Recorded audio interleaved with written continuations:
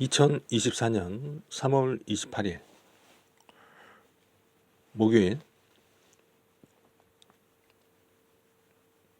선택을 할 때 뭔가 우리가 이제 인생에서 선택의 연속이다 이런 말은 좀 맞는 것 같아요. 선택을 해야 되는데,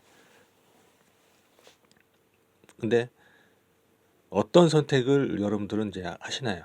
어떤 선택을 하시나요? 뭐 기준이 없이 그때그때 이렇게 하시는지, 아니면 기준을 잡고 그 기준에 근거해서 선택을 하는지 모르겠습니다만은,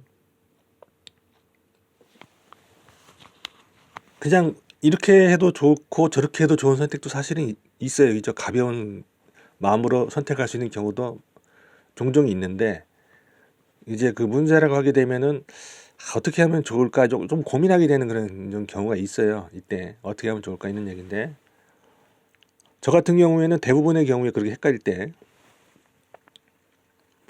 후회하지 않은 선택을 하자, 이렇게 최선의 선택을 하는 게 아니고 후회하지 않은 선택을 하자 이런데, 어떤 말이냐면, 조금 세월이 좀 흘렀을 때 내가 이렇게 세월이 흐른 다음에 막 미련을 생길 것 같은 그런 선택을 하는 게 아니고, 미련이 안 생길 것 같은 그런 선택을 하는 경우가 좀 종종 있다 이런 얘기죠. 그런데 그렇게 하다 보면 지금 당장의 상황에서 봤을 때는 뭔가 좀 금전적으로라든지 어떤 그런 상황적으로 손해를 보게 되는 그런 느낌이 들 때도 있어요, 당장은.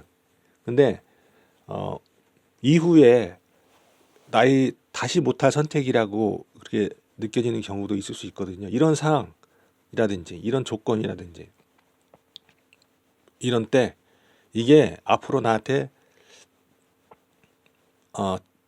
자주 있을 것 같지 않고 아주 드문 경우인 것 같고, 드문, 또 다시 이런 경우가 온다고 하더라도 지금처럼 이렇게 내가 고민하고 이런 수 있는 시간이 여유가 있을까, 이런 생각이 든단 말이죠. 그때는 정신없이 선택을 해야 될 수도 있다, 다시 또 올 때는. 만약에 그렇다면 이번 선택에서 내가 어떤 선택을 했느냐에 따라서 그 다음에는 내가 선택할 기회조차 없을 수도 있다 이런 얘기죠. 여유조차 없을 수도 있다, 다음에 또 비슷한 상황이 오더라도 그때는.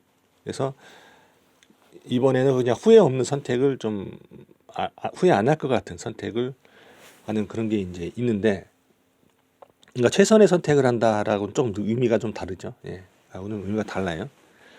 그런데 또 저처럼 그렇게 생각하는 사람이 또 있는 것 같긴 하더라고요. 비슷하게 서양 사람인 것 같은데, 그 사람이 쓰는 방법은 한 80살 자기가 먹었을 때, 그러니까 지금 뭐 한 30살일 수도 있고 40살일 수도 있는데, 30대 40대일 수도 있는데 50대일 수도 있고 뭐 이런데, 자기가 한 80대를 얘기를 한다는 거는 한 80쯤 됐으면 상당히 그 노년이다 이렇게 생각을 하는 거겠죠. 노년.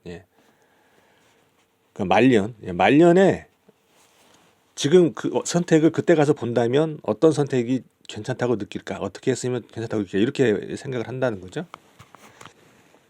이제 제가 생각하는 건 조금 좀 많이 비슷한 것 같아요. 그래서 여러분들 선택은 어떻게 하시는지 모르겠는데, 이상 마치겠습니다.